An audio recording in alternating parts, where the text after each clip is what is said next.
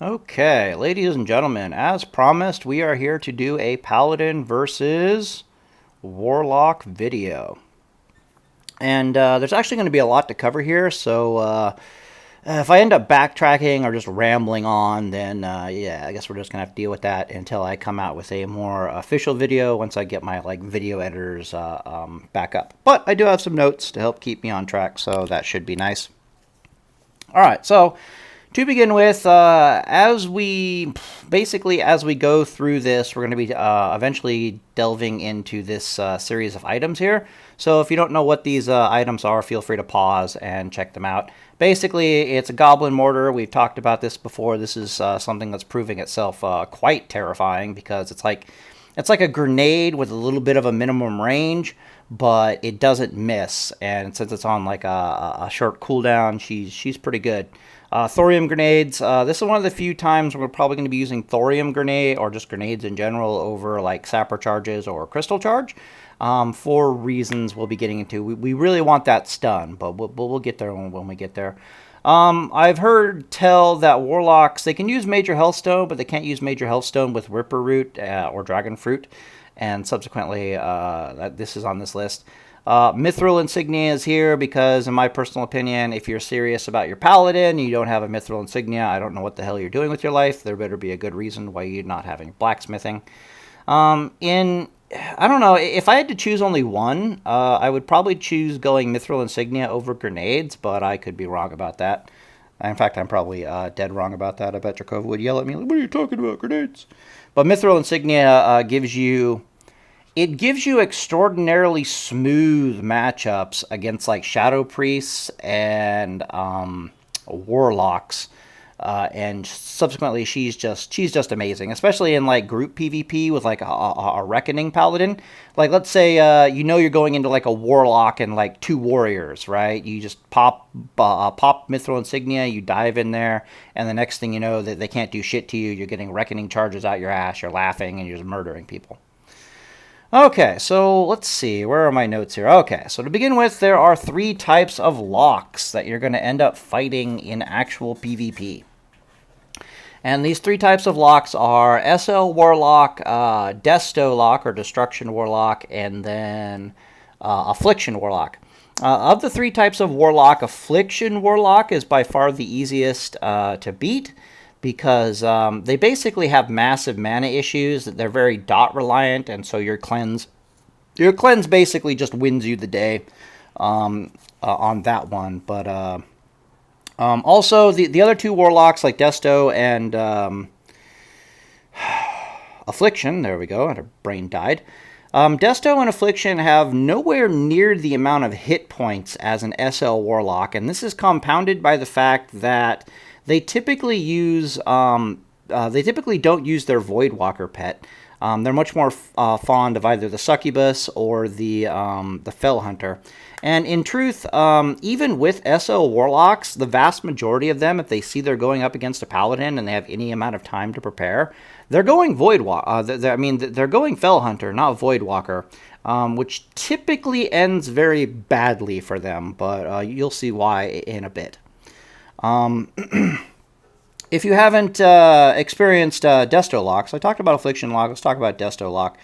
Desto Lock's MO is they usually have a Succubus. They're very easy to tell when they're in the area. Let's go over here. They're very easy to tell or to differentiate between the other 2 types of Warlock because, at least in my book, it's like if I see a Warlock who doesn't have a pet, I know he's Desto pretty much 100%. Because either he has a Succubus and it's invisible and I can't see it. I think it's stealth, not invisible. I could be wrong about that. You can't see the pet, or he's used the sacrifice Succubus thing to get like 15% extra shadow bolt damage. Or like shadow damage in general, and so he's also basically a Desto Lock, no matter how you look at it. So, but their MO is they're going to try to seduce you with the Succubus, which incapacitates you for a million fucking years. And they're going to charge up some big-ass freaking Soulfire, which is a fire damage spell. And if that thing crits, it'll do like 4,000 damage, and it's pretty terrifying. Me and Jakova are big fans. God help them if you have a pre-charge. But we're pretty much big fans of just letting them use the mana on the Soulfire, and then we bubble so we don't bother to take the hit. And then we just kind of go over there and kill them. Usually because we're either using a Mithril Insignia or for the variety of things that we're about to describe. Typically those two types of Warlock, however, if you ever physically get on top of them and you have enough hit points to stay physically attached to them, you're just going to murder them. Like, just absolutely beat them into the ground because they have very little hit points. They're like one of the squishiest things you'll ever actually get your hands on. Okay. So, let's see here. Two types of combat. Okay, yeah. So, after the three types of Warlock, there are basically two types of combat in my mind. And that is, you're either prepared, like in a duel, or you're unprepared, like out in the world or in a battleground where you just have to wear a generic gear set, and you pretty much have what you have when you encounter that damn Warlock. For prepared fights, Mithril Insignia is your boy. Like, it doesn't tell me what it's doing here? Come on, bro. Okay, so prepared fights. Woo, I did it again. Mithril Insignia right over here is your boy. 30 seconds of fear immunity on a 10-second cooldown. That's a huge window to beat Warlocks to death. As a general rule, though, I tend to save it specifically for either a fear user who's really pissing me off, or if I run into a SL Warlock specifically, because as you're going to see, you kind of need the extra time to just chunk and get through the massive amount of hit point wall that SL Warlocks typically have. Another thing that I should mention really fast, this applies in duels, but it applies in almost every situation. Some Warlocks and some classes, this comes up pretty frequently with like Shadow Priest, Shaman, and Warlock. Their game plan is often to like attack you until they get out bubble. And then once they get out your bubble, they go completely defensive. They like run away until they can fear you. They get you in a fear, they continue to run away, and they go for a full reset to come back again and fight you when your bubble is down. Now, in BGs, this of course doesn't work because if they do this, then it's just a draw. You go your way, they go their way, and then the fight's over. If this is open world, the same thing happens. You go your way, they go their way. Like they can't break contact with you. So this type of tactic only becomes a thing in duels, and it's typically considered bad manners.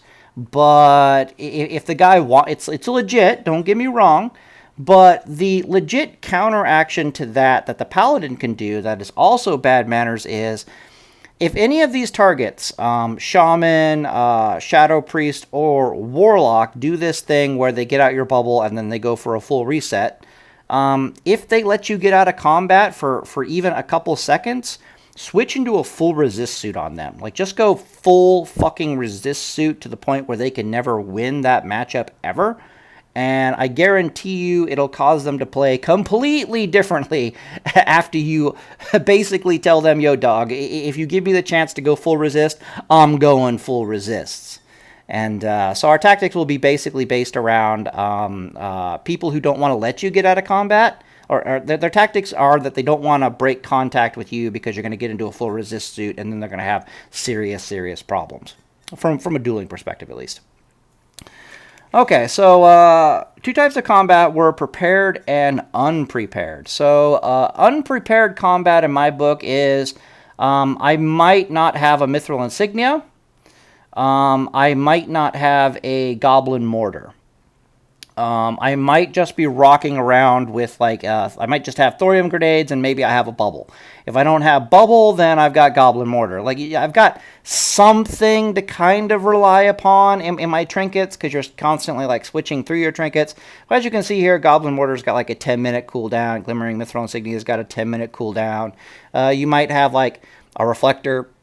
I don't know which type of reflector you're using. Typically, I cycle between like Mithril Insignia, Goblin Mortar, Defender of the Timber Maw and like Reflectors, or just straight PvP trinket. So I'm going to assume that I have a trinket, but it might not be the ideal trinket for the situation. I'm always going to assume that I have grenades. I'm always going to assume that I have some variant of healing potion, maybe not a major healing potion, but worst case scenario, we got to assume that our enemy has a major healing potion, and therefore I have to assume that I have a major healing potion, and I'll assume that I have Whipper Root and Dragon Fruit. If you are going up against an SL Warlock and you are not prepared for that fight, I highly suggest you play for the draw, meaning you just run away, or you run in such a way that you try to bore the Warlock to death. For example, you either run for the nearest piece of LOS, right, if you're in a BG or if you're in the open world, or you just run away in a straight line where we know you can run across entire zones, and Warlocks can't actually kill you because you can keep cleansing yourself. And you basically just lead that guy on a wild goose chase out into the wilderness, around buildings, while you heal yourself, laughing your ass off. You either play for the draw in the sense that you're wasting his time, or you play for the draw in the sense that you're trying to break contact with him and then switch into proper gear and come back, or just be like, if you're in a BG, just be like, nah, I'm not doing this. 9 times out of 10, you're going to be trying to waste their time, basically.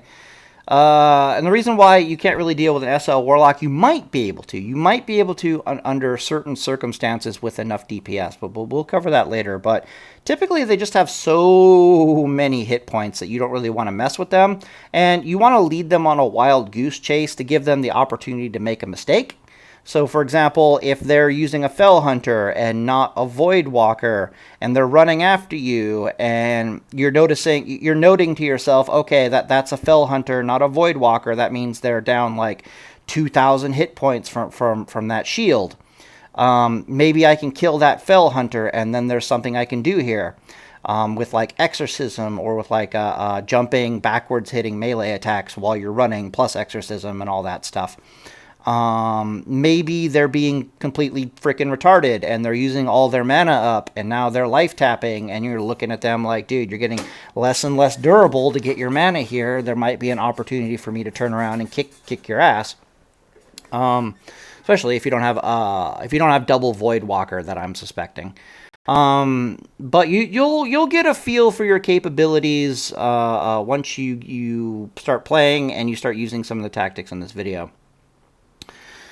Okay, so against all the Warlocks, some of the things to try to remember are their fear, I do believe, is like a 2-second cast. And I actually want to pull this one up. It's only a 20-yard range. So the range of a Warlock's fear is only 20 yards, and it's a 2-second cast. And if you remember from the previous videos, the amount of distance a player can run in 2 seconds is like 17.5 yards, which means that if you're running away in a straight line as a Paladin, a Warlock has to be almost physically on top of you. Like, he has to be like right here casting a fear before he might actually get it off before you get away from him. It's kind of terrifying. For this reason, when you open up against just about any Warlock, especially an SL Warlock, you're going to want to stay in the 30-yard range. And the reason for this is because you're out of fear, but you're within Shadow Bolt and like dot range and stuff.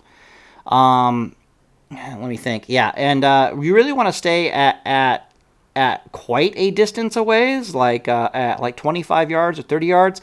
That way, if like a Shadow Bolt comes in and it crits the shit out of you, and then another Shadow Bolt comes in, it crits the shit out of you, you can kind of start running a little bit and be like, okay, that kind of sucked. Like, what you can literally do is they're casting a Shadow Bolt, you wait till the Shadow Bolt's like almost done, you jump away a little bit, you're out of the 30-yard range, they might not notice, they might complete the spell cast, and then it tells them that they can't complete the spell cast, and you start going for heals, and you just, basically, the closer you are to being max range from the Shadow Piece, the Warlock, the more defensive options that you have. Against the squishier types of Warlock like Desto and Affliction, you're going to want to just try your best to jump all over them and kick their ass. But a lot of these rules that we're about to talk about still apply.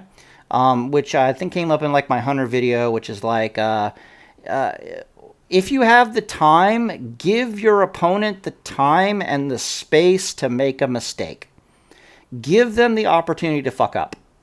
And chilling out in the 30-yard range typically won't hurt you enough to dissuade you from giving your opponent the opportunity to screw up. The only time I can think this would be really bad is if you're dealing with a Destro Lock in particular, and you're going to know that really fast when the Succubus comes out to say hi. And once you see that, it's pretty much a go mode. Against a Succubus using Warlock, your first priority is to kill the Succubus. And I'm talking like, oh God, let me think. I'm talking like Crystal Charge, I'm talking Exorcism, I'm talking Judgment, I'm talking Consecration, I'm talking even using your 6-second stun. You blow that bitch up. And then you do your best to jump on top of the Warlock. If you have to use a grenade to jump on top of the Warlock after you use your 6-second stun to get on top of the, or to blow up the Succubus, then so be it. But the strategy is kill Succubus as quickly as possible, jump on Warlock, try to be full life. To this end, typically if they're casting like a Soul Fire and the Soul Fire is about to, let's use some red for that. Yeah.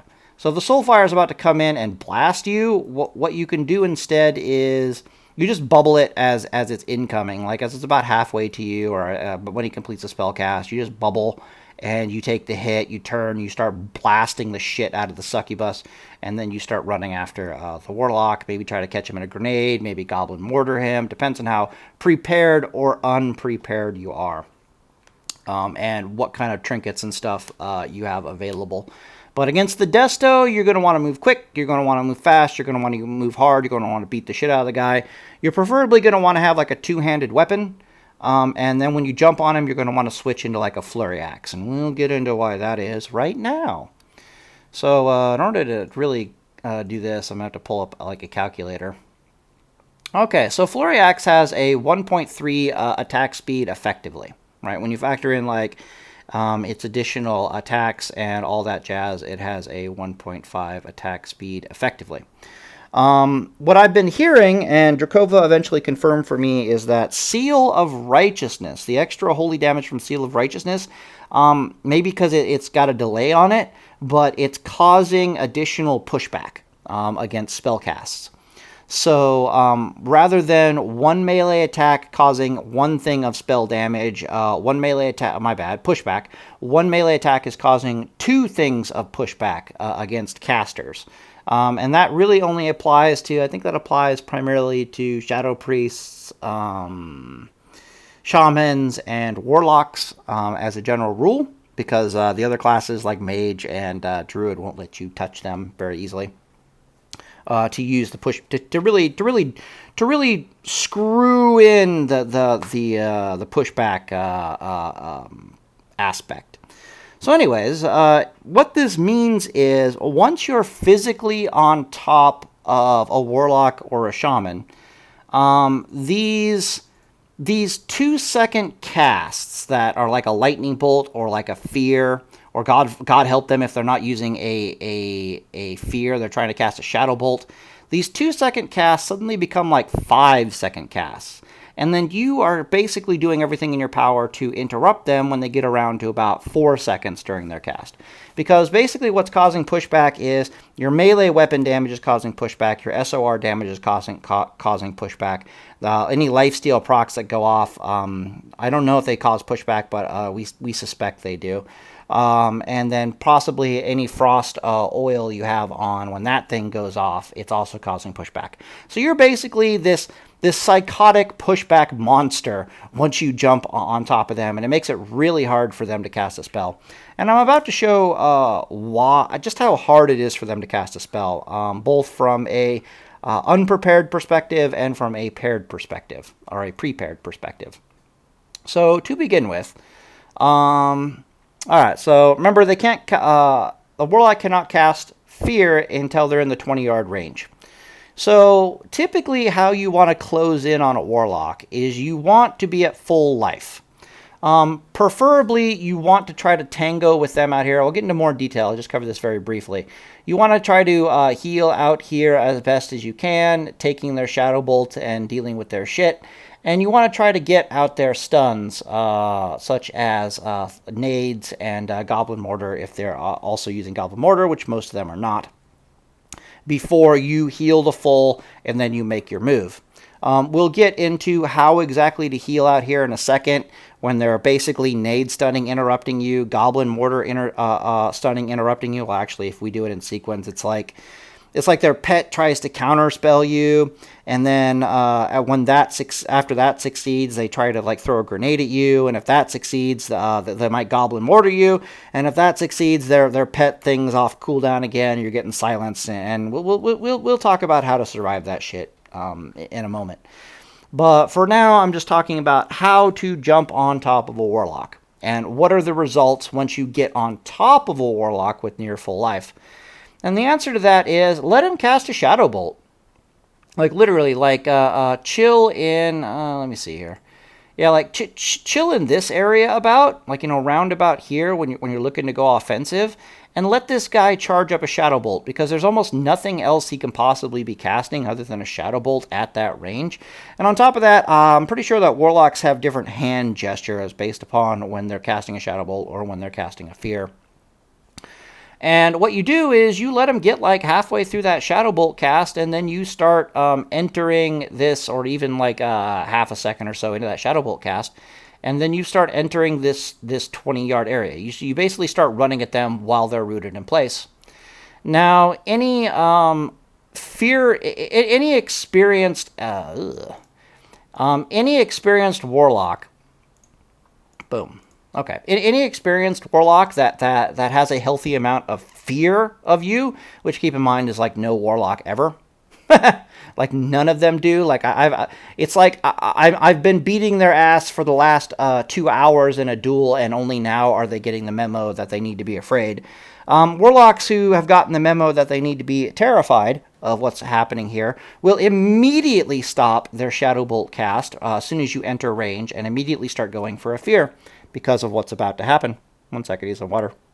But that sounded weird. However, the vast majority of Warlocks, and even like the top 1% Warlocks that you'll run into, they'll complete their Shadow Bolt cast before they start trying to cast a Fear. And that'll typically put your happy-go-lucky Paladin ass like somewhere like almost on top of them, like in their face. And then when you start beating on them with all that pushback, suddenly they realize the mistake of why exactly they should have been casting a Fear a hell of a lot sooner, and not right now, because that Fear is likely going to take them 5 or so seconds to get off. Okay, so why is this so terrifying? Let's go back to our calculator. Make sure we're still recording. Okay, that's good. I haven't had a failing recording yet, but I'm waiting for it.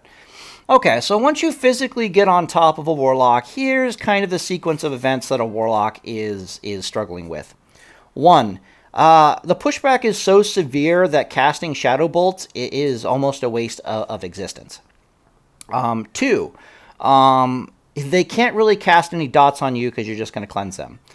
3, so the only viable thing they can really do is try to cast a Fear, and a Fear is going to be like 5 seconds or so to get off a single cast, and even then there's like a high chance that you resist it. I'll talk about, let's see, I want this. I want the Gear Planner. Okay. So, and I want the Holy Tree. Okay, so this was brought up in questioning, so I'll just cover this really fast.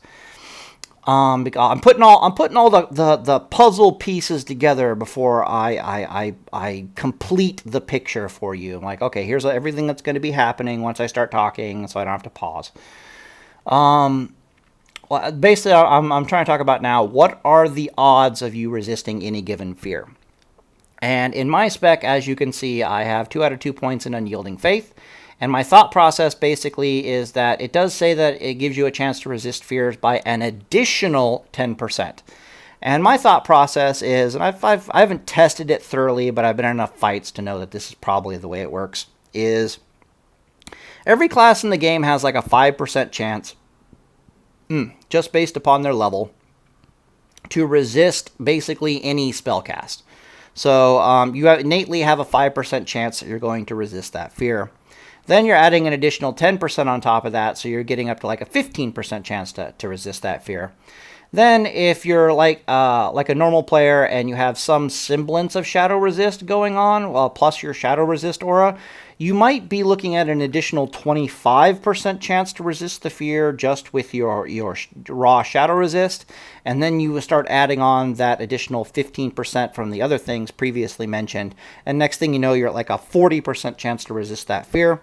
For the sake of RNGesus and fairness, from now on, we're just going to assume that you have like a 35% chance to resist the fear with your innate, your shadow resist, and then the additional 10% on top of that.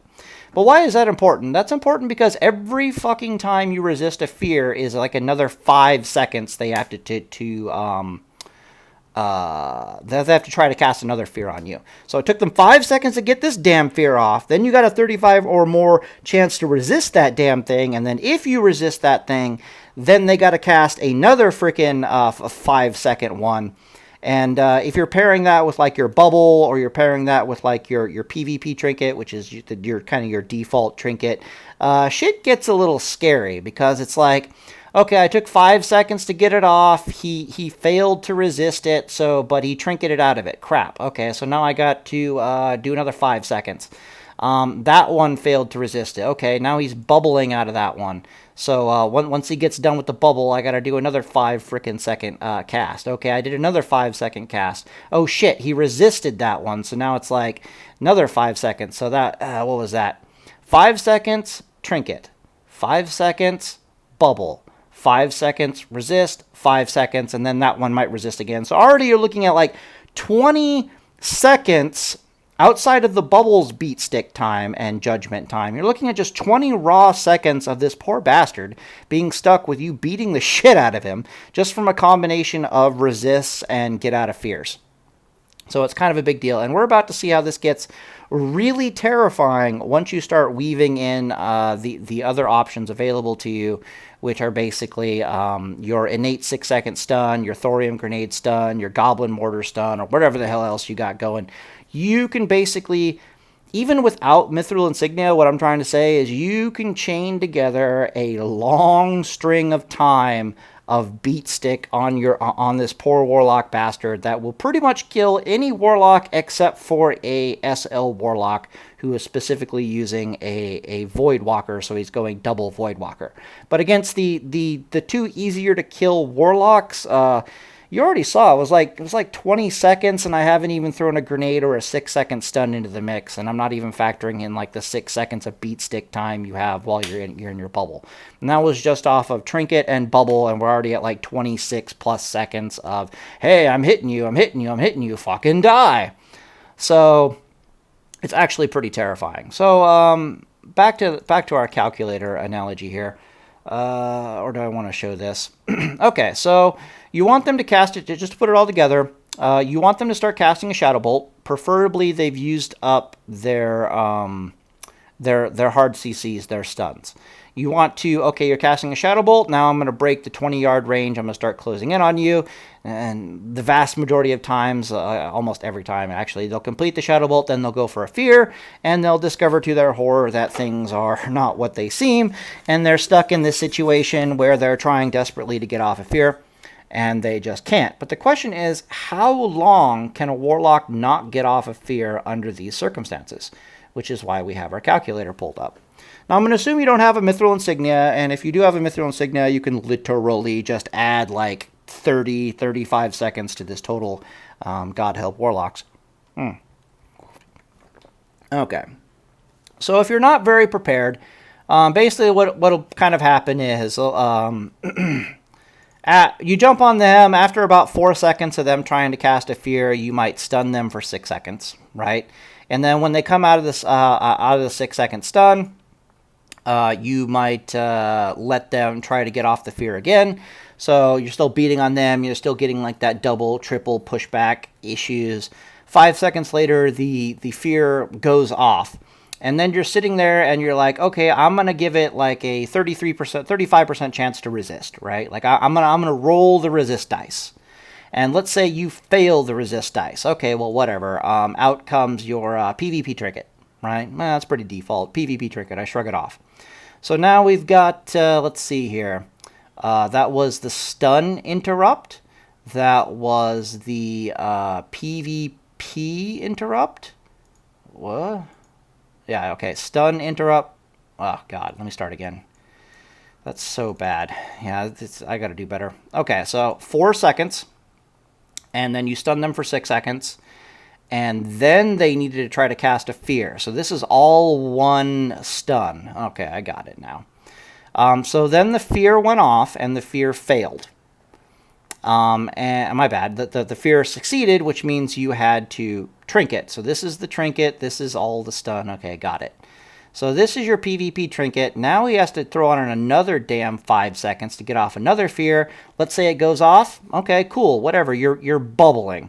So now you're in the bubble for like 12 seconds, but we're only doing like 6 seconds of DPS. You'll find out why we're recording 12 seconds down here, because we're going to be looking into what's the timer on my 6 second stun by the time all this shit is done.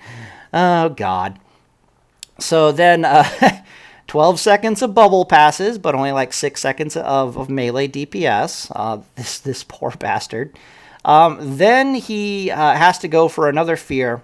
Now, which is going to take another 5 seconds. Statistically, by now, you should have resisted one in here, right? Like you can't really rely on it, but statistically, you should resist one. Like I'll play the odds a lot when I'm fighting a Warlock, and especially if I don't have my Mithril Insignia, I'm like, well, you know, I'll take the chance that I'm getting extra fear in here. So we're going to assume that this one fails. Right, even though that failure might have come over here, we're going to assume this one actually fizzled on account of resists and the improved 10%.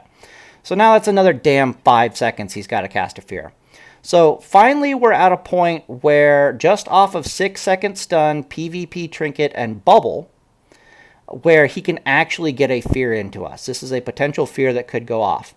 Well, you know, and last time I checked, a lot of times I've got a grenade. So whatever, it's been long enough that the grenade should work, so I'm going to grenade him. The grenade's going to last like 3 seconds. And then he's got to cast like another damn freaking fear. There we go. Yeah, brain died. These should actually be changed to 4 seconds. I might be wrong, because no. This one should be right. This one should be a 4, because you're not waiting for him to get off the spell cast.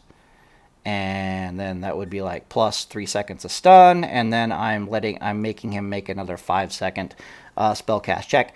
Let's see where our 45 second cooldown stun is, and God help you if you have the PvP set bonus. So now it's a 35 second stun.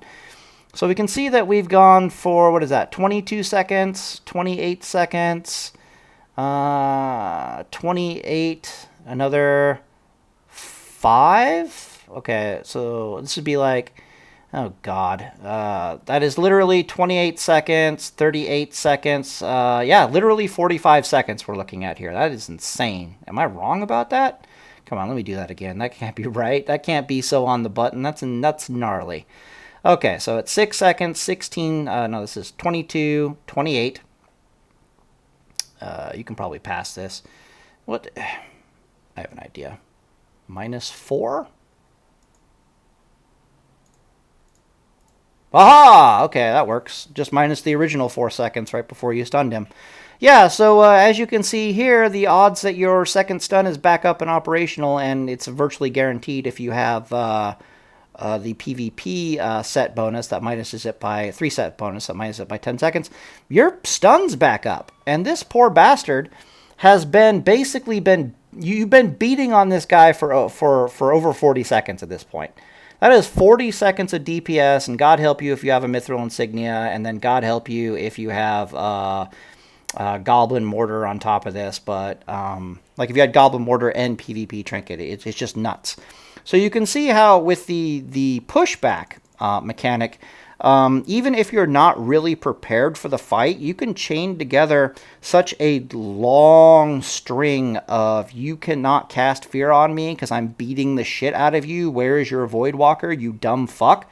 that they will basically die.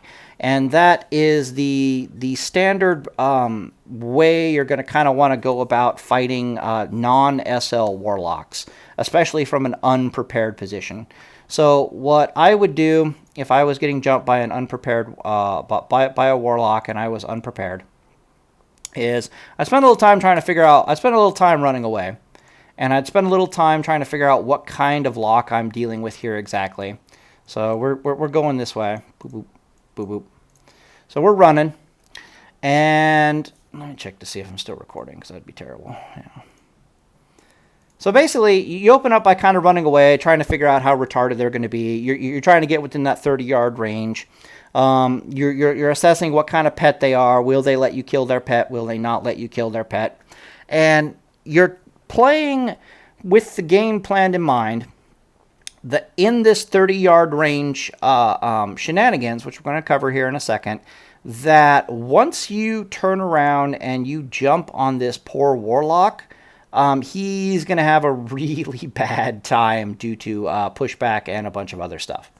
And then you basically just kill him. Against a Desto Lock, with that amount of beat stick time, even without bubble, because you had to use bubble preemptively, and maybe you had to use a grenade to catch up to said Warlock, said Desto Lock, they do not have the hit points, and you're never really letting them get off of fear to really survive under those conditions. Especially if you were coming at them with like a two-hander initially, which I would highly suggest against every Warlock to come at them with a two-hander. All right, so this strategy I'm about to describe was developed by me specifically for fighting SL Warlocks, but it also applies versus Affliction Warlocks, but I would not attempt to do this very much against Desto Locks, although it is viable under certain circumstances. Okay, let's talk about how to heal out here, and subsequently how to get out their grenades, their Goblin Mortar, and not die, basically. And the answer to that is, I guess I can just put an image here, just put like a box or something. They have a, one second here. Actually, I'll pause it, and then I'll do this thing. Pause? Are we recording?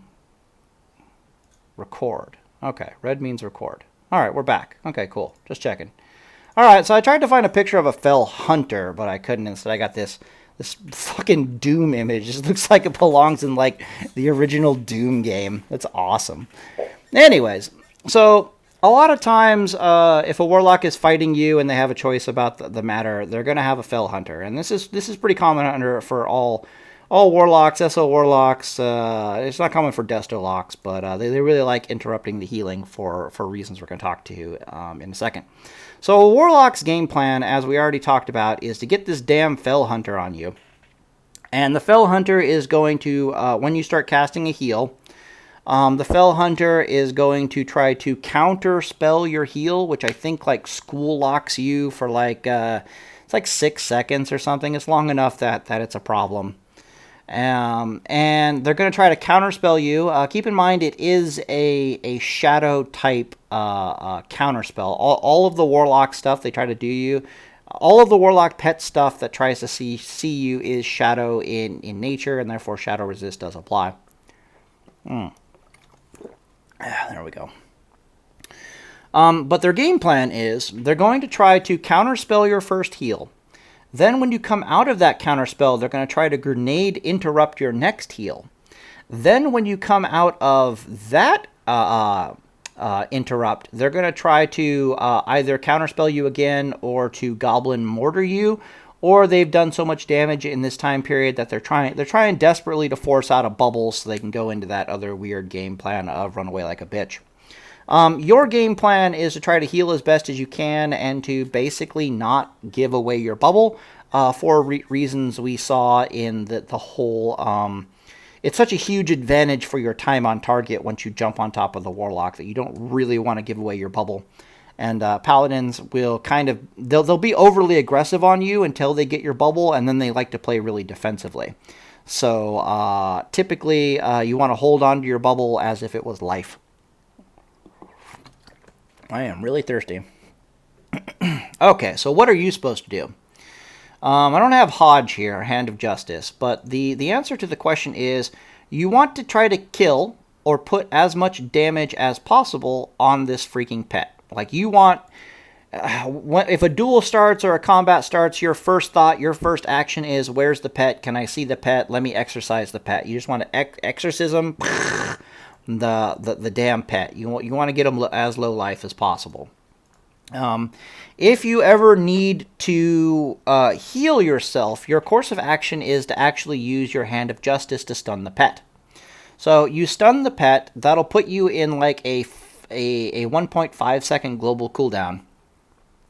And then you run away a little bit during that 1.5 second global cooldown, trying to maintain this max range of 30 yards. And sorry, I'm kind of burping in the background. And then you immediately go for like a holy light heal, like a really big chunky heal. And the reason for this is because when the Fell Hunter is stunned, they can't counterspell you. And so that option of counterspell into grenade, into mortar, into counterspell has now been fucked up. Which means that this Warlock either needs to let you complete your heal free for no more than your 45 second, 6 second stun, or he needs to attempt to throw out a damn Thorium Grenade, woo, in order to stop your healing. However, one thing you'll begin to notice if you start playing at the 30-yard range mark, especially if you were running away temporarily, is that because the grenades have a 1 second cast and they have a travel time before they actually get out there, which I'm sure you've all seen those damn videos where a grenade like lands here and it stuns the guy like 30 yards away because of how fast they were moving. The travel time can be the cast time plus the travel time can be long enough that you get off that 2.5 second heal before this damn grenade lands on you, and that'll happen under the vast majority of circumstances against the vast majority of Warlocks who, again, don't know enough to respect the tactics you're using.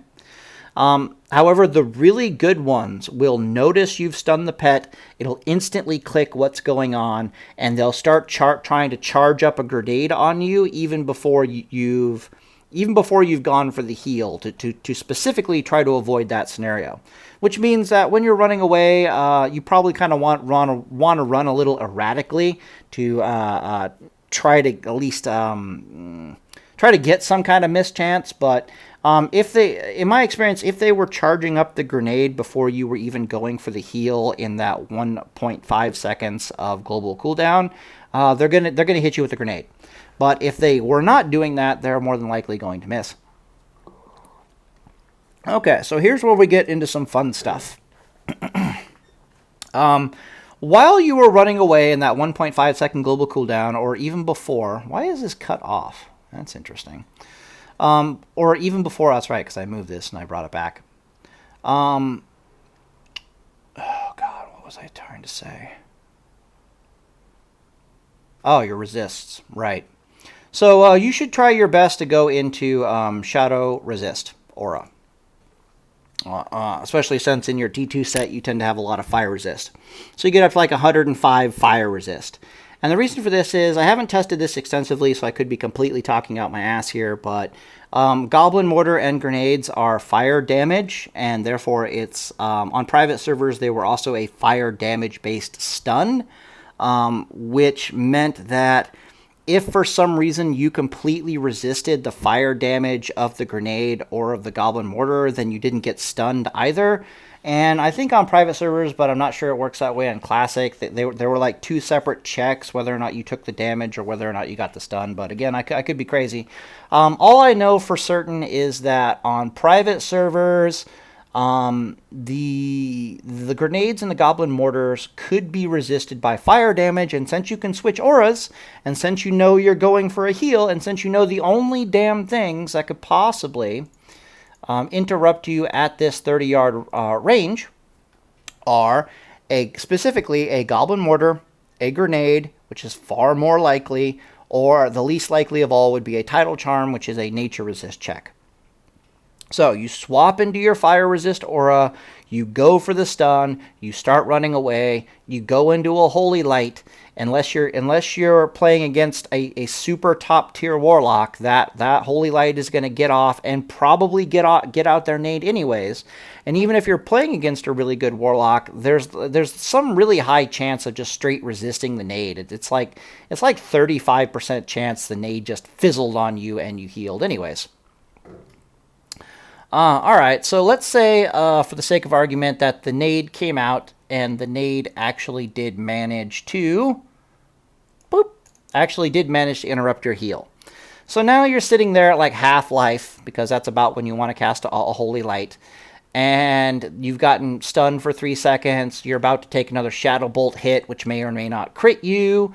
This dickhead over here, this Fell Hunter, is about to come out of stun, and he's going to go for, he's going to try to counterspell you if you start trying to heal. About now is the time where you switch back into your Shadow Resist Aura. You may or may not be taking a Shadow Bolt for your troubles, because it is a 3-second stun. And you're starting to dig into your Whipper Root and your Health Potion heals. So we'll say we had to do a Whipper Root heal just to keep ourselves in the blue, or in the green, basically. In truth, you have enough hit points, and a lot of these Warlocks, especially the SL Warlocks, don't do enough damage to force this out of you. But basically what's going to happen next is, the moment you come out of your stun, you're going into Shadow Resist Aura, and you're charging up another Holy Light. Like that is the sequence of events. You will be using a Whipper Root, maybe even a Healing Potion if you have to, but you're going Shadow Resist Aura, and you're going straight back into another heal. And the reason why you're doing that is because this dickhead's counterspell it's a Shadow Resist check. So now you basically have done a Fire Resist Grenade check, and now you're asking the Warlock. Okay, let me put it in sequence. You ask the Warlock to do a skill check with the grenade. And then you ask the Warlock to do a resist check on the grenade. Now you're asking the Warlock to do another resist check on the Fell Hunter, which also has a good chance of failing. And if for some reason that counterspell goes off, like you actually get counterspelled by the damn Fell Hunter, the next thing you're going for is you're probably running away in a straight line, and you're basically just surviving off of your health pots and your Whipper Root tubers as best as you can. Okay. Other options available to you are, let me think. Could you stun the... No, you couldn't. Okay. Yeah, so you ask him to make that check, and then you're running away. You're using some of your cooldowns to help stay alive. Now comes the fun part. If you're still alive by the time your spell lock comes off, which in theory you should be, if the Warlock does not have an additional stun source, such as Goblin Mortar, which is far more common than it is common, now you're free healing practically, and you're getting back up to full life. And the reason for that is because the counter spell has too long of a cooldown for it to be used on you again, and the Warlock cannot maintain DPS on you while you're counterspelled very well, chasing after you. Worst case scenario, like RNG goes horribly wrong. They actually do have this damn Goblin Mortar, and the Goblin Mortar comes out and it passes its resist check, and then you get stunned, so you still can't heal. Worst case scenario, by the time you're done making this Warlock jump through all these hoops, you use Bubble. But for the most part, you're doing your damnedest to avoid using Bubble, even if that includes throwing down a grenade to get the 3-second stun on this asshole once the counter spell is up, or that 8 seconds or 10 seconds of diminishing returns is gone. Other weird little tricks you could theoretically do would be, let me think. You could try twisting in a Seal of Righteousness. No, my bad. A Seal of Justice. There we go. So the 2-second stun on Seal of Justice does not share a cooldown with any other stun in the game. It's like on its own separate little diminishing returns thing. So you could, in theory, let's say you're running away. You're like, oh shit, I just came out of the grenade stun. I'm going into Shadow Resist Aura. I want to heal myself. I really do. Let me take a swing at this pet, seal twisting in a judgment, a judgment or a Seal of Justice, and see if that stuns this bastard for 2 seconds. Because if it stuns the pet for 2 seconds, then that's basically a Holy Light. Right? Now, do I have that wrong? That would be kind of hard to do, though, because the seal puts you on a global cooldown, and you might be able... No, my bad, not a Holy Light, a Flash of Light. You might be able to weave in a Flash of Light there, but that would be really advanced stuff that I typically don't try. I typically just play it chill and rely on my resistances and play the RNG game. But if it was Drakova we're talking about here, yeah, he'd go for it. He'd take that chance if he had the ability. Oh, look! Also think that the Fell Hunter needs to be kind of close to you in order to use their counter spells, so there might be something there. The other thing to really note is putting damage on this damn Fell Hunter is typically the way to go. Like this guy right here, putting damage on his dumb ass. And the reason for that is, yes, the Warlock, even if you bring this guy to like half-life, the Warlock can pull him back and heal him up. The problem is that the moment the Warlock pulls back the Fell Hunter to start healing him up, you're free to heal back to full. So all the Warlock's pressure goes away, and he may or may not have used a grenade. So the other viable option, if you're stuck being forced to use your health pots and your other stuff, is you're probably close to your second exorcism by now.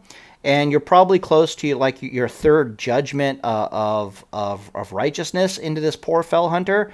And subsequently, you can really put the screws to the Fell Hunter if you've been focusing him. Like, personally, I like to stun him. I like to consecrate. I like to beat on him while I'm consecrating.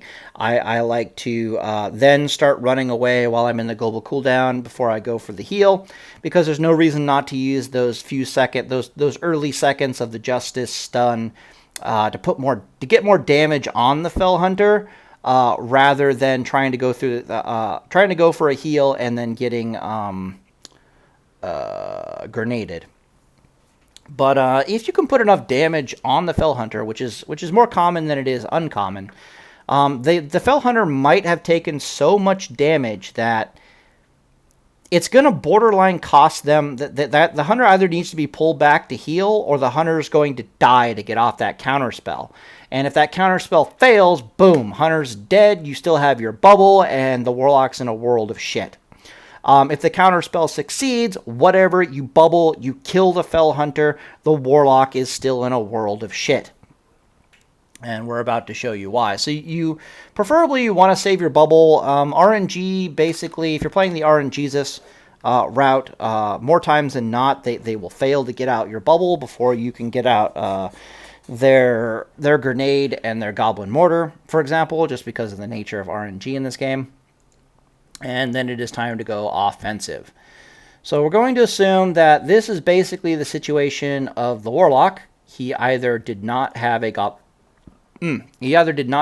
Mortar to begin with, or he used it and it fizzled. You may or may not have your bubble. We'll get into what difference that makes later. But this is still kind of your toolkit. And this thing could be either a Mithril Insignia or your PvP trinket, right? Or maybe it's your, a Shadow Reflector if you're prepared, a PvP trinket if you were unprepared, for example. But this is going to be kind of what you're looking at. You still got your grenade, you still got your Goblin Mortar, you still got some kind of anti-fear trinket, and now you're looking to do go ahead and you heal to full. You do your best to kill this pet. We're going to assume that the pet is still alive, however.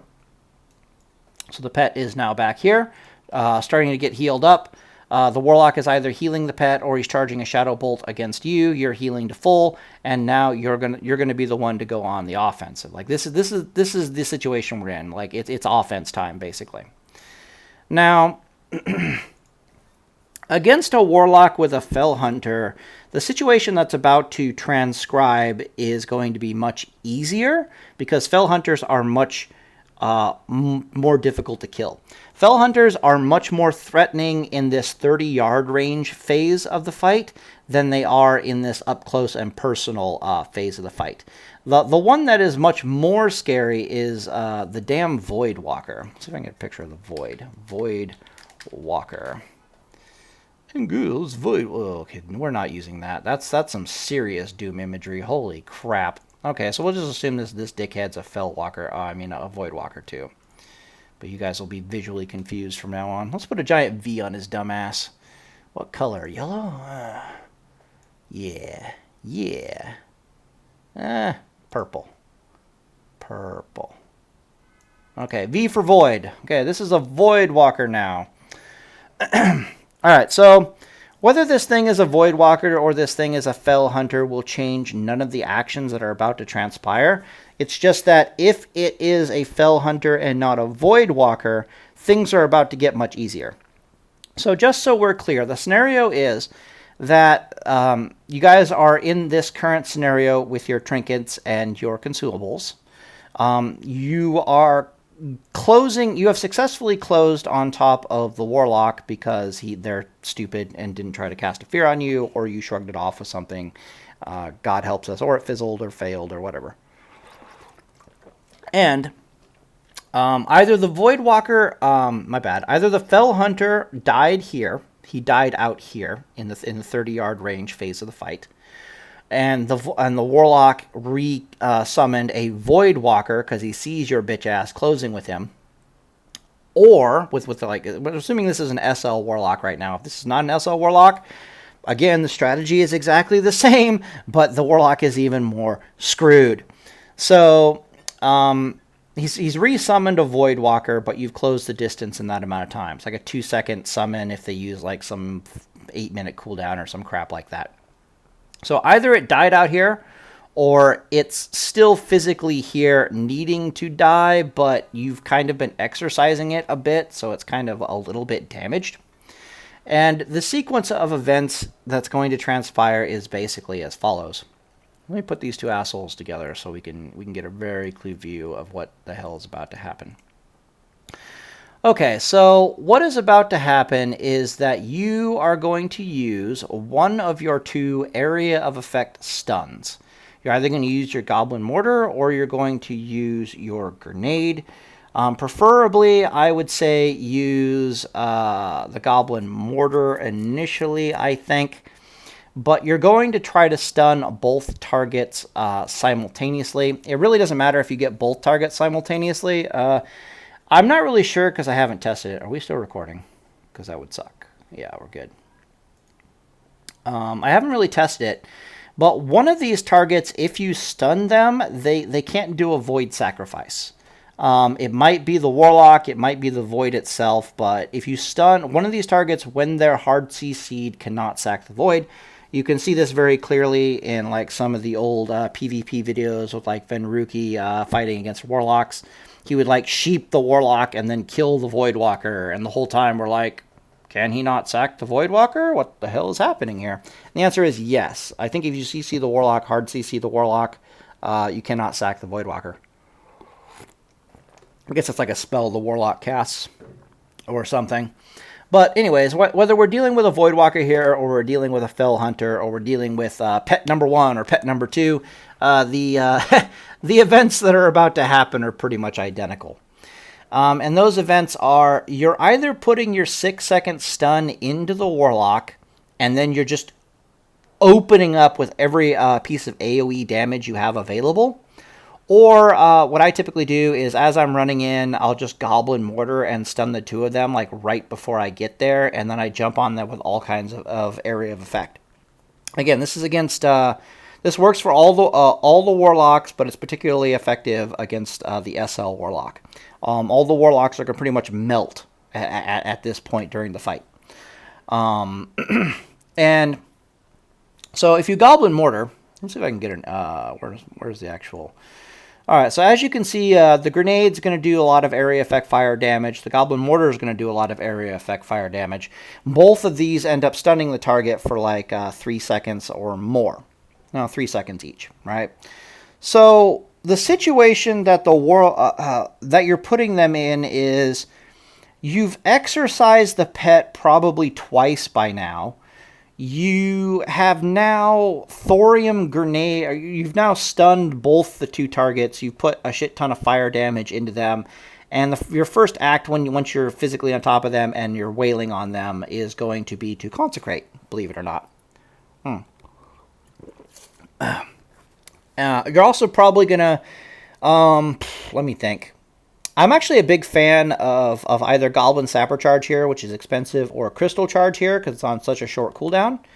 But I'm a big fan of, I go in, I Goblin Mortar, I get the stun, I get that area effect fire damage in, I consecrate, I Crystal Charge, I Exorcism. I'm doing all kinds of terrible, terrible things. Oh, right, my bad. I'm doing this wrong, I just remember this is not how I do it at all as a Paladin. But I guess this is if I have Mithril Insignia or not. Okay, so first let me explain why all the AoE. All the AoE is specifically because since you have these two guys close together, your AoE is getting double effect, right? Because your AoE is not only hurting the Warlock, it's also hurting the pet. And if you're dealing with an SL Warlock, it's like 40% of the damage you do to the Warlock gets transferred to the Voidwalker, which means the Voidwalker is suffering 140% of area effect damage, whereas the Warlock is only suffering 60. Our goal here is to kill the Voidwalker as quickly as humanly possible before the Warlock can come out of the stun and sacrifice them. Now, typically when I'm using Mithril Insignia, I'll run out here, I'll pop the Mithril Insignia, usually right before that they hit me with a fear to give me an extra few seconds. And then I'll proceed to start beating the shit out of the Warlock, who can no longer cast fears on me, and Shadow Bolts aren't really working anymore due to all the pushback. So the Warlock they literally can't do anything. They're like, if I cast a fear, it'll do nothing. All my Shadow Bolts are like 5 second to cast a Shadow Bolt. I can't put a dot on this motherfucker. God help me for the next 30 seconds. That's if you have Mithril Insignia. And what I'll typically do is I'll start beating the shit out of the Warlock. Just beating his ass with my Flurry Axe and my SOR, and probably Seal of Crusader for a variety of reasons. Maybe I go Seal of Light for life back. Depends on how hard I got kicked in the dick on the way over to the Warlock. Like maybe that Shadow Bolt came out and it crit me for like 1,800 hit points, and I'm kind of feeling a little antsy because I don't have my heals and it's go time. Maybe I'll go Judgment of Light, blah blah blah. But I'm beating the shit out of the Warlock. I'm immune to fear. He can't do anything to me. I've exercised this Voidwalker on the way in, and I'll basically do this for damn near, I think it's like 15 seconds. Like I'll spend like 15 seconds beating the shit out of the Warlock, and then at some designated point, I'll try to stun them both I'll pull back a little, I'll stun them both with the Goblin Mortar or a grenade, and then out comes all the area effect. Out comes Consecrate, out comes Judgment, out comes another Exorcism, and what's going to happen is you're going to watch this Voidwalker absolutely explode. And if you actually pull up a calculator, you can kind of see why.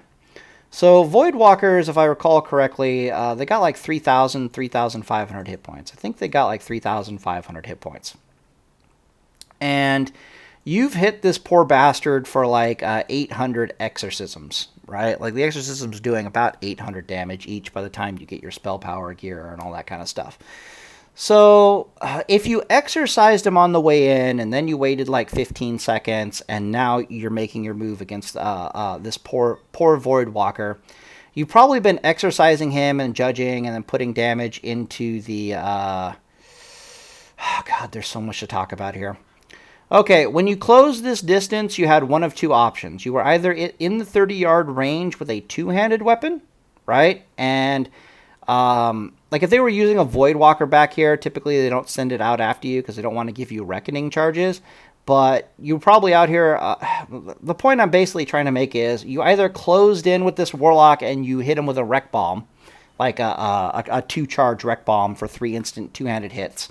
Or you closed in with this guy with like no Wreck charges or a one-hander or something. Like, whatever. The point is, all the damage that you've been doing to the Warlock needs to be calculated, because 40% of all the damage you're doing is going into send your Voidwalker.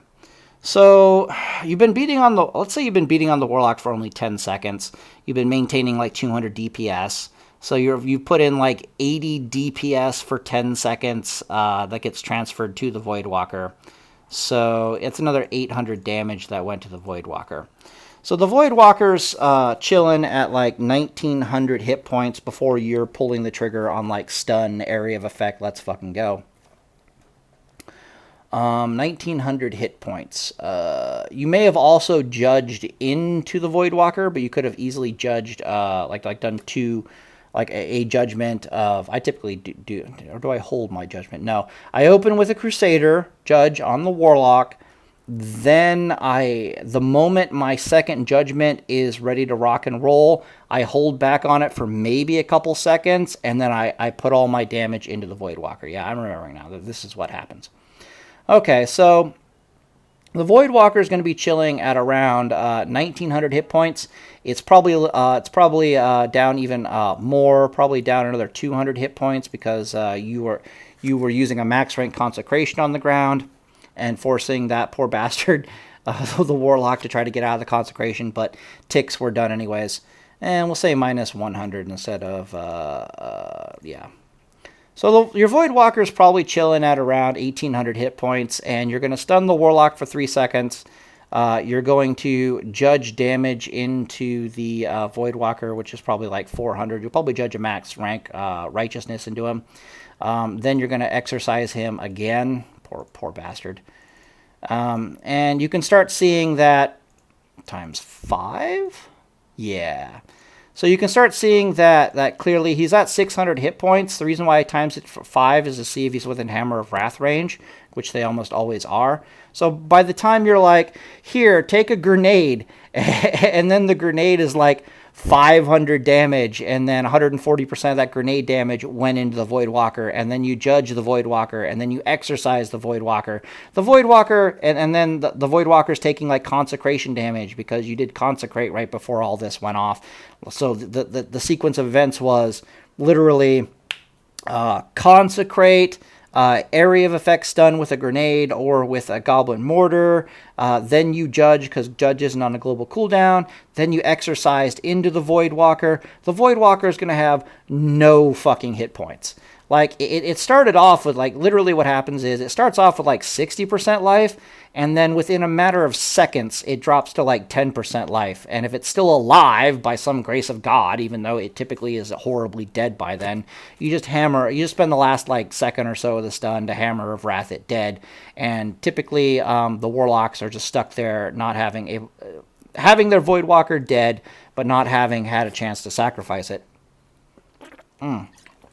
If you were dealing with a Fell Hunter, they can't sacrifice a Fell Hunter, so you might as well just do this sooner. But your first, what I'm trying to say is, the first pet kill will either come out here in the 30-yard range fight due to you just straight up killing it, or it'll come over here after either initially or after a little bit when you start doing this AoE explosion of burst damage onto the pet.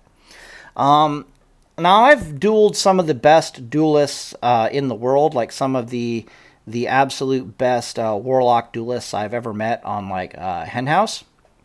Like, I'm talking, like, dual SL Warlocks in the best possible BWL gear for, like, fucking 10 hours straight, and I've maintained, like, a 70% win ratio that slowly would drop down to, like, a 50% as they began adapting to this specific kind of tactics. And one of the adaptations that they would do versus these tactics is they would start sacrificing their Voidwalkers at like 60 or 70% life. Like, they started getting really paranoid about it, and they would just sacrifice their Voidwalkers at like 70% life. So literally, I would jump on the Warlock, I would be closing the distance, I would exercise in the Voidwalker, I'm still closing the distance, I jump on the Warlock, Mithril Insignia goes off, I start beating the shit out of the Warlock, I'm doing a little AoE stuff, and blah, blah, blah, blah, blah. They wouldn't even wait for the grenade to come out, they wouldn't even wait for the stun to come down, they wouldn't even wait for the hammer of justice. Their Warlock got to 70% life, poof, they would sack it.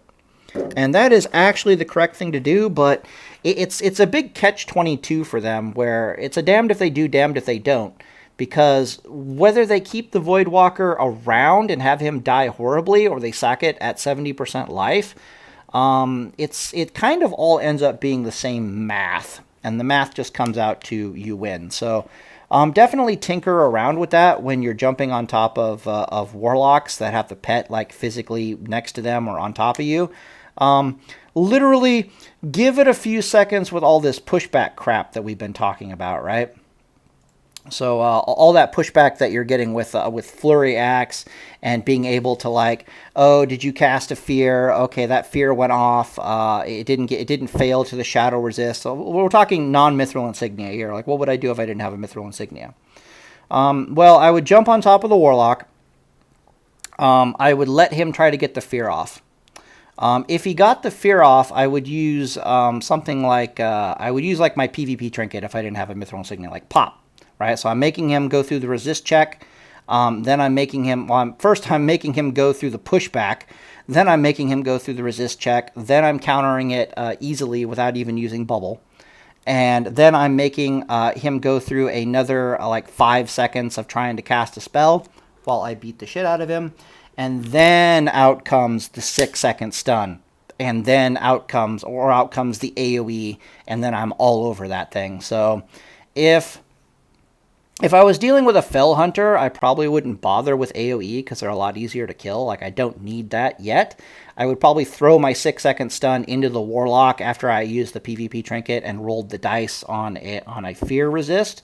And when that Warlock is stunned for 6 seconds, I would just obliterate this Fell Hunter, because again, the sequence of events was exorcism, 5 seconds trying to cast a spell, the fear, trinket the fear, another few seconds goes by, now I'm stunning him for like 6 seconds. I've had all the time in the world for that exorcism to start coming back off a cooldown so I can turn to the Fell Hunter and say, get the fuck out of here.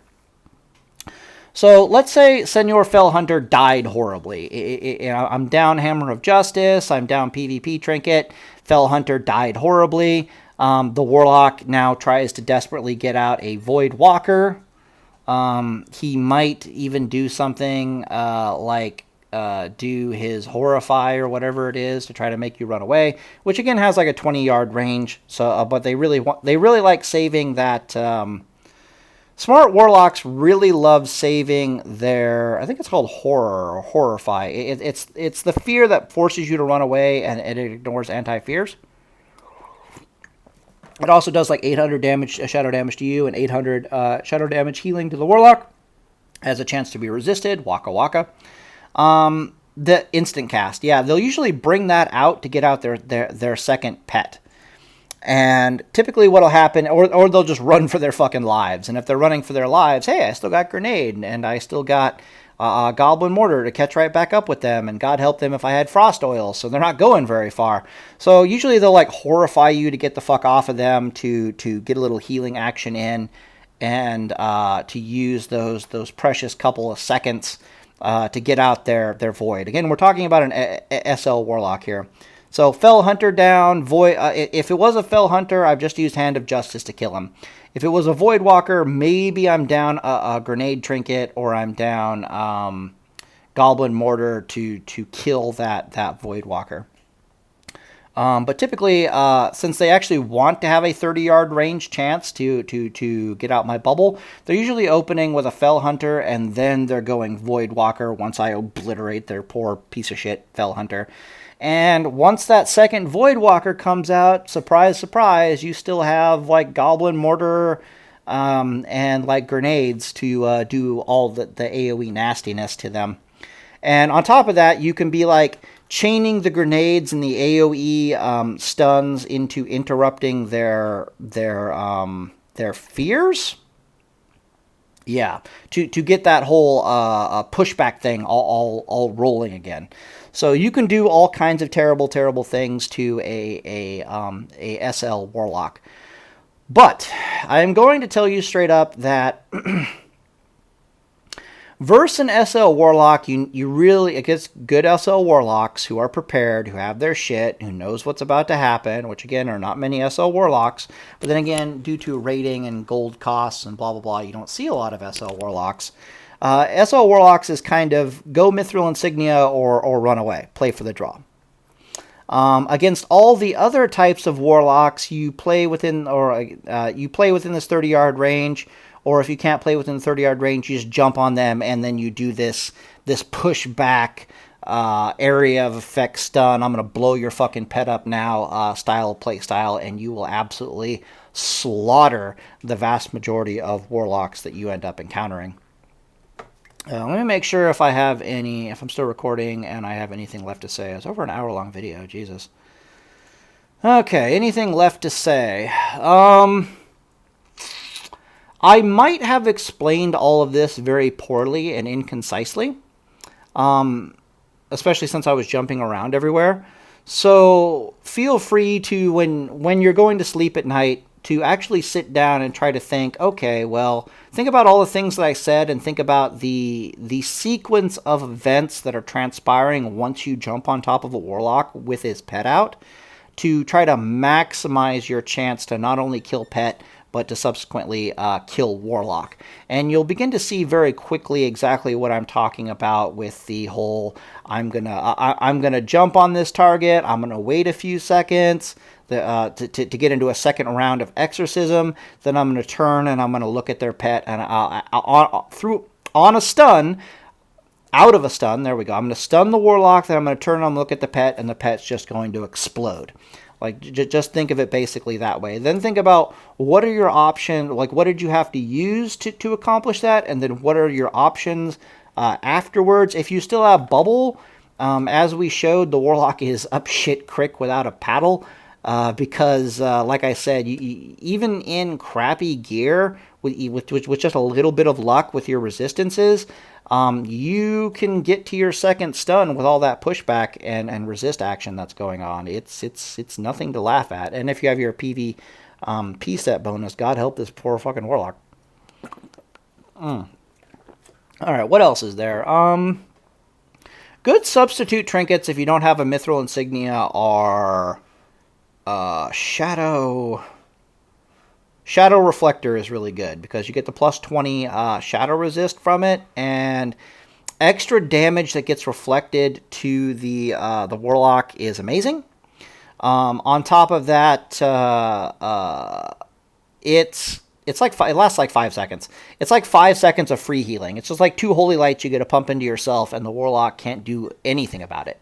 It's basically better than a bubble when you're using Shadow Reflector. So if you had like Shadow Reflector instead of Mithril Insignia, or even instead of PvP Trinket or whatever, Shadow Reflector is really, really good here. But you probably already knew that. The prepared versus unprepared fight is a thing to think about. If you're in an unprepared fight against a suspected SL Warlock, just run. There's really not much else you can do. Just play for the draw. If you are against a non-SL Warlock in an unprepared fight, you have some tools at your disposal, depending upon what's available to you, to decide whether or not you just want to jump on this Warlock and kill the crap out of him. Please keep in mind that two things that are very important to remember are... The 30-yard range fight is specifically to get out their grenade and anything else they have to stop you from healing.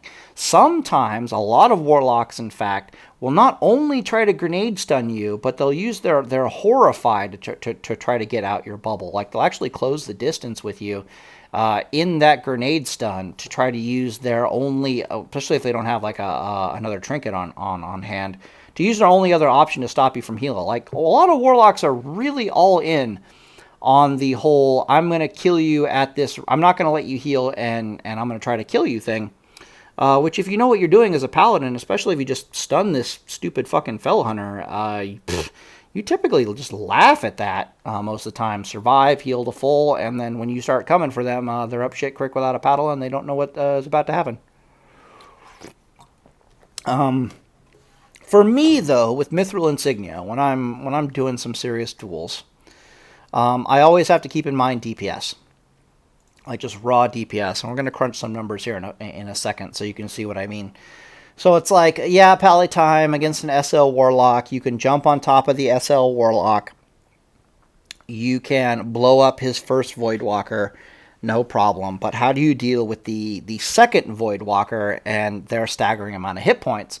And the answer is DPS, DPS, DPS, and raw basic math. And basically what I'm going to show you is, by the time the first Fell Hunter gets killed, my Voidwalker gets killed with an SL Warlock, the SL Warlocks, they typically run about 5,000, maybe 5,400 hit points if they're if they're geared to the teeth.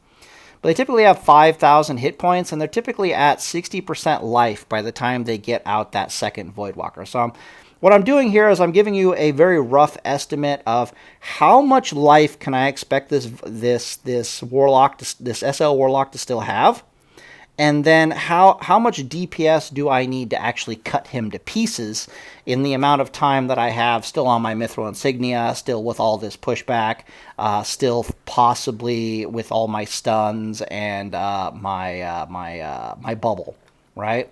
And if I didn't bore you to death with the numbers, the answer is about 230-ish to 250-ish DPS. So if I'm rocking around with 230 to 250 DPS, I think it's even less than that. I think it's probably, because I just learned about this pushback mechanic, so it's probably even less because I probably have more seconds on it. But it's probably about 200. If I'm being realistic, I'll take a stab in the dark. I'll say 220 DPS. I need to maintain about 220 DPS on this Warlock from the word go, from the moment I jumped on him, I started beating the shit out of him, for him to have no chance to survive, and to no chance to survive to the point where he can fear me again and reset the fight. And I'll just do some quick math to show you what's going on. So the Warlock will innately have about 3,000 hit points. He'll have his second Voidwalker out.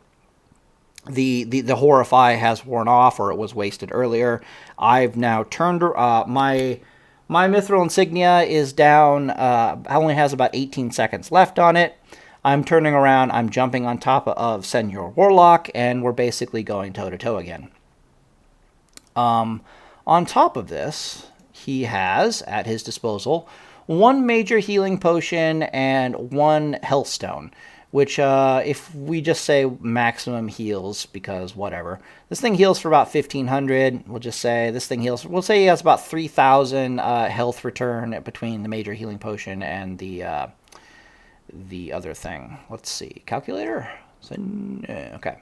So now he's got another 3,000 hit points. On top of this, at any time he can sack the Voidwalker for another 2,000 hit point shield, I do believe. Right? And then I like to think that during the course of events, if he's really lucky, even though I'm still blasting exorcisms and and I'm still AoEing the shit out of Senior Warlock here, and since I still have the gear, I'm still catching him in Thorium Grenades, or maybe it's just bad things are happening. But I'll give him the benefit of the doubt and say that another 2,000 hit point, another 2,000 hit points of damage that I put into the Warlock ended up getting transferred to the Voidwalker before the Voidwalker was forced to be sacked. This is a pretty, in my experience, this is pretty realistic math. So my inevitable conclusion is that after I've blown up the first Voidwalker, I still need to generate 10,000 hit points worth of damage into the Warlock before he has the ability to fear me again. And if I'm a jackass and I divide this by 200, 120, which is what I suggested. This means I need about, if I'm rolling around with 220 DPS, I need about 45 seconds of beat stick time. Well, let's calculate my remaining beat stick time from our previous scenario. Odds are, at this point in the fight, what did I jump on him with? So I jumped on him. I used my 6-second stun to blow up his Voidwalker. That is what happened. I'm still in Mithril Insignia mode, which means I still have these 2 stuns to absolutely annihilate his Voidwalker, or to play the whole... I still have the stuns, I still have the bubble to either annihilate his second Voidwalker, or to go in on... on the pushback fight, which is still something that is kind of new to me. So if I decide to go with the pushback fight, I've got maybe 18 seconds left on Mithril Insignia. Then I'm going to force this dickhead to do a 4-second cast. Keep in mind that when the Voidwalker absorption shield is up, you don't get the pushback stuff.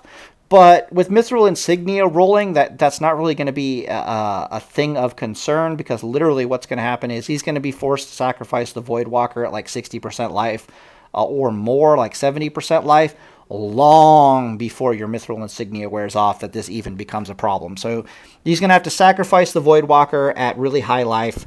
Then you're going to basically cut through that shield before Mithril Insignia wears off, so it's not even really a problem.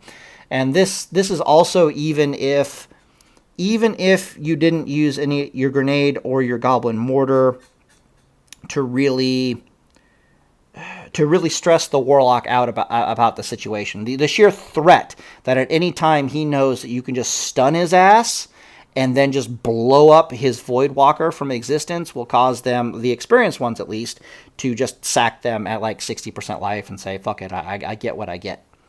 But we'll assume the Voidwalker got long since sacked, and just see how much time I can generate from everything. Okay, so my Mithril Insignia wears off. Push back for 4 seconds. Out comes a stun, either from Seal of Twisting Justice, or out comes a grenade. We'll just say grenade comes out. Okay, so now he's stunned for 3 seconds from a damn grenade. Then he has to charge up another damn fear attempt. Because I am a complete psychopathic asshole, I will let this fear attempt actually complete. Water. It's really hot where I live. I don't want that. If I press 5, is it good? No, okay, good. 5. How did it highlight? Okay, there we go. So I'm putting 5 seconds, not 4 seconds here, because I've decided I'm going to let that fear complete. The reason why I'm going to let this fear complete is to attempt a shadow resist, and if the shadow resist fails, I'm going to bubble. The reason why I am going to bubble is because I don't want diminishing returns on my only remaining stun up at this point, which is the grenade, basically. If you're also looking at the time stamp here, when I initially jumped on the Warlock, I may have opened up with a... No, I didn't, right? Okay, yes. So if you look at the timestamp here, once I add the 12 seconds from the bubble, assuming a failed fear, I'm getting really close to having my 6-second stun back up right now. Like, by the time I come out of bubble, odds are when he's trying to do this next fucking fear into me, even though Mithril Insignia has ended, I'm just gonna stun him for 6 seconds. Like, that's what's gonna happen. Fear, charge, pushback, bam, another 6-second stun. Enjoy that shit. So already you can see we're up to we're already past 45 seconds of DPS, and I haven't even used my damn grenade yet. So let's assume I had to use the grenade to kill the first Voidwalker, or I had to use the grenade to kill the distance, or whatever. I still haven't even used the damn grenade yet. And I haven't even added another 5 seconds and a chance to resist his fear, because he just came out of the 6-second stun. So you can see how little DPS you need with the Mithril Insignia and all these pushback mechanics that you're working into it, especially if they weren't able to get the bubble out of you, to just grind these poor fucking SL Warlocks into the dirt. Like that is the power of Mithril Insignia against these Warlocks. They basically stand no chance, and that is the sad story of the situation. Mind you, I'll probably have more DPS than this, so it'll probably be even worse. And there might be certain DPS points and certain ways of playing that you don't even need the Mithril Insignia.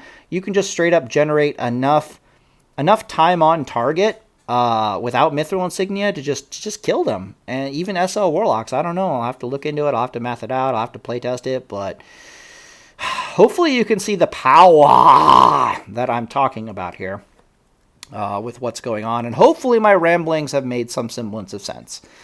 But for now, I'm going to end the video here just because it's already almost an hour and a half long. And I hope you enjoy. Oh, by the way, next video is going to be Shaman, versus Shaman, and a lot of the same things actually apply versus a Shaman, because the Shamans are kind of in the same boat. Let me actually get a visual while I'm talking about this. I'm not like those jackasses. Shamans are basically in the same boat where they're going to be trying to. You're working the RNG at a 30-yard range. Like, the situation's almost exactly the same. You're working the RNG at a 30-yard range because their Earthshock is a 20-yard range. And they can't really interrupt you. So what they want to do is they want to push into the 20-yard range. And they want to try to, like, Earthshock interrupt you, Grenade interrupt you, Earthshock interrupt you, Goblin Mortar interrupt you, Earthshock interrupt you. But when you begin to realize that things like the grenades and stuff might be able to be fire resisted, a little bit of nature resist damage goes a long way. And then my particular build, which is literally just these two talent trees here, pause, okay, has improved 3 out of 3 concentration aura, which is a 15% chance that I just ignore interrupt effects. So it's like a 5% chance for their Earthshock to fizzle, a 15%, then like another, with even a little bit of resist, it's like a 10% chance to completely resist their Earthshock. So that's like a 15% chance every Earthshock that it didn't interrupt me because it didn't do any damage. And then even if it did damage, there's another 15% chance on top of that for total that it did damage, but it failed to interrupt my spell casting. And you're looking at asking this poor shamanic bastard to make 30% chances that he fails to interrupt you, on top of like 35% chances with fire resist to fail to interrupt you. And if any one of those succeeds, their game plan goes to shit. And that's basically what's happening with the Warlock here too. Is you're making them not only make skill checks, you're making them make resist checks out in this 30-yard range. And if even one of them goes awry, which statistically it should, they're in a really bad situation for when you turn and you jump on them, because you've still got all your goodies to play with. And as we're going to see in the versus Shaman fight, it ends up being almost exactly the same, where you hang out in this 30-yard range, you try to get out their stuff, they'll probably try to push into you because they want to use their Earthshock. If once you get out their grenade and their Goblin Mortar or whatever else they got, it's time to turn around and jump on them. If you have to use your grenade to jump on the Shaman, then you go ahead and do that. But once you're on top of the Shaman, they're going to have pushback issues out their ass. And the reason for that, predominantly, let's see if I can get a talent calculator here before we take off. But it'll probably be sad because most people will. I need tools, talent calculator, Shaman. It'll probably be really sad because a lot of people who aren't keeping up to current on this, they'll probably watch the Warlock video and then they'll immediately go into the Shaman video, and I'm just talking just straight up about all the same stuff, but whatever. But roundabout here, Eye of the Storm. I'll read it for you. Gives a 33, okay, is it talented? Okay. Gives a 100% chance to gain the focused casting effect that lasts for 6 seconds after being the victim of a melee or ranged critical strike.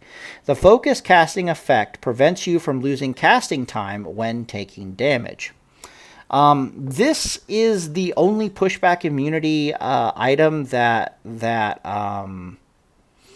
only pushback immunity anything outside of like bubble trinkets, like Arena Grandmaster, I do believe that shamans actually have to avoid the pushback shenanigans. And almost no shaman takes this. Like, they just deal with the situation other ways. Like, they'll grenade you and then cast their burst while you're grenade stunned. Or they'll Goblin Mortar you and then cast their burst while you're Goblin Mortared.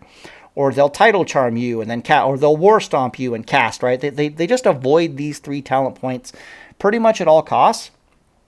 And if you tinker with it a little bit, you can very clearly see why. Do I even want Call of Flame? Can't remember. But you'll very clearly see why. And the reason is these talent points here are actually at a premium. Like, these are at a premium. And the reason for this is, like, there are just so many other things you want to put your 3 talent points in that 9 times out of 10, shamans just can't afford Eye of the Storm. And they just don't have it. Like, I've dicked around with playing a shaman a bit. And they're far more likely to go into improved totems or into elemental devastation. Increase the chance to get a critical. No, they won't go elemental devastation. They're probably far more likely to go, look at reverberations right here. I mean, Jesus Christ. So they have to pick between, you know, their elemental mastery one, which they have to put 5 points into Call of Thunder. And then what fucking elemental shaman doesn't put 5 points into reverberation to reduce the cooldown of their shocks by 1 second? Then there's also elemental focus, clear casting, right? They probably wouldn't do that for PvP. But you can already see how they're so strapped for talent points here that this is the typical build, and it completely bypasses. I think this is a typical build. I could be wrong. But it completely bypasses Eye of the Storm, just because what the hell do you pull out of from this talent tree to put 3 fucking points in Eye of the Storm for that one stupid retarded paladin that's going to come after you with a fucking flurry axe, or that Fury Warrior who's just going to wreck your shit? And even then, you're not really concerned about the Fury Warrior, you're not really concerned about the paladin, because your game plan is, I stun the guy, I burst into the guy, or I force out the bubble, and then I run away, and then Frost Oil is going to come. You get the point. But anyways, yeah, this is supposed to be a Warlock video, not a Shaman video. But basically, all the same tactics that revolve around what you're going to do to this Warlock and concerns with when you're physically on top of them versus when you're at range, you're going to see apply to the Shaman as well. And if you can wrap your head around that, then damn. You can see just how fucking terrifying a Paladin, the one-handed spell power Paladin can actually be. But anyways, I'm going to end it here and upload this video, and hope you enjoy.